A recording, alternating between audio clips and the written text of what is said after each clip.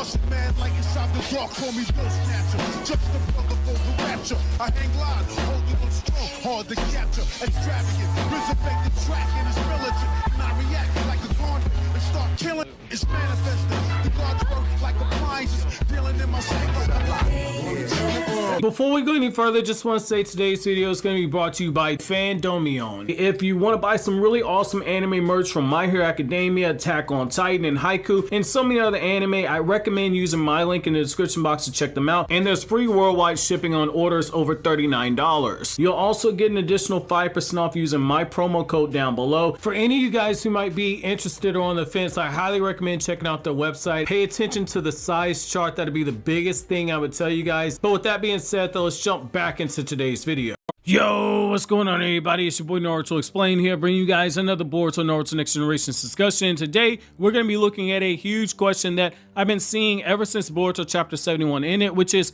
why did someone as big brain as Amado not place a shutdown code into Code's body when he instilled him with the limiters? As we all know, when this chapter dropped, we learned that Amado had proven that the theory that so many people in the fandom had was incorrect, which is that Amado couldn't place a shutdown into a naturally born human being who was made into a cyborg. Delta has bodies that appear to be clones, and Kashin Koji was a clone, so a lot of people thought he could only do it to clones. However, Amado shut down that line of thinking by revealing that he's already placed a shutdown sequence into Kawaki's body. However, that begs the question, why didn't he take that same precaution with Code? After all, he had time to program limiters into the ninja tech inside of Code's body, so why didn't he place a shutdown command into Code's ninja tech, especially as a contingency plan in the event that Code went off the rails due to being an otsutsuki worshipping nut job? Honestly, I think anyone saying that this is a plot hole, you're jumping the gun, and I'm going to explain why. Because it makes perfect sense in my opinion for quite a few reasons. Number one, the most obvious reason, even though Code was a failed vessel whose body was able to take on the power of the karma seal but was unable to be used for the true purpose of karma, which is to be packed with Ishiki's genetic material so he can be used as a method of rebirth in the future, it doesn't take a ton of sense for Jigen to pass up on the potential of having a car enter with the power of karma to keep in his back pocket, especially when Amado's own words was that Code looked up to Jigen because he was genetically otsutsuki due to being a vessel, and that he flat out worshipped Ishiki, who was physically alive inside of Jigen's body at the time. Jigen already saw Code was willing to have limiters put in place so as to not upset the balance of power inside the car organization. He saw firsthand that Amado was just snatching regular humans up and using ninja tech to raise their power levels up higher than Jigen's own power, which couldn't be allowed at that point in time. Ishiki would be forced to revive inside of Jigen's body, which would have been on an expiring lifespan due to Jigen's body not being able to contain Ishiki's chakra, which is consistent with what we saw in the Naruto manga, where once Zetsu used Madara as a medium to revive Kaguya, Madara's body, despite the regen ability, was being described by Sasuke as being close to being blown apart by the chakra, Otsutsuki chakra. Here, Otsutsuki chakra isn't something that just any human can handle. Depending on how much stronger than Jigen these cyborgs like Ada and Damon were, if Ishiki got revived in a failed vessel like Jigen, if they were anywhere close to Ishiki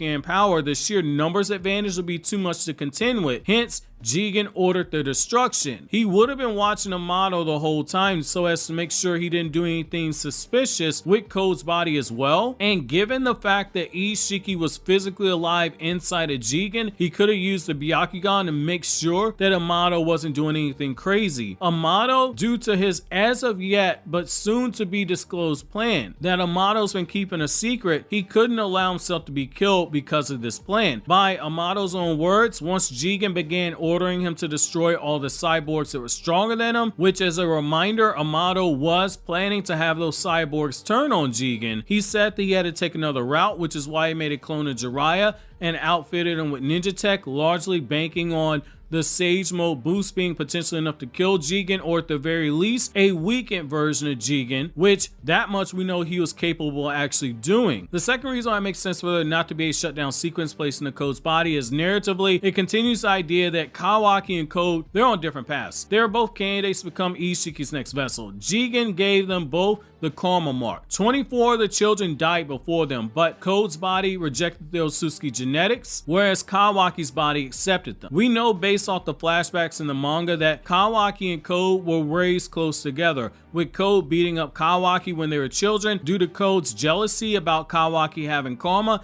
and being destined to be Ishiki's other vessel for resurrection. Just as Code's body had been altered with Amado's science to have the limiters placed onto his body, Kawaki's body was also altered, but in this case it wasn't to place a limiter on his body, but instead it was to be controlled and be used for Amado's purposes. Look at the irony here, it's actually quite beautiful. Code just got his limiters removed. His body is now whole again. The sole remaining member of Car's inners is now whole again. To understand the beauty in this, you have to look at the meaning behind the name of Car, which in Japanese means husk or shell. What was seemingly empty is now whole again. Narratively, Code just lost his limiters, and Kawaki was revealed to have a symbolic limiter on him. Given Amado now has an exclusive command to shut down Kawaki should Amado feel the need to do so. Code gained power and became whole. Kawaki gained power via the karma, but he lost the freedom to be himself and do as he pleases, because the specter of Amado issuing a verbal command is and will always be there, since it's exclusive to Amado, likely in the same way that Amado was the only one who could remove Code's limiters. Taking it a step further, narratively, Code not having a verbal shutdown sequence gives the reader the thought that there is some purpose for Code, and it gives the appearance of Ishiki's wills being carried out. The Ishiki, despite being dead, is still making moves on the chessboard. Through Code's continued existence, Ishiki's presence stays relevant in the story, the same way in Naruto's manga. Once Sasuke killed Orochimaru, even while dead, Orochimaru's presence was still felt in the story, from the rumors of his death to the reaction of his death from people like the prisoners he experimented on, to Sasuke using the curse mark and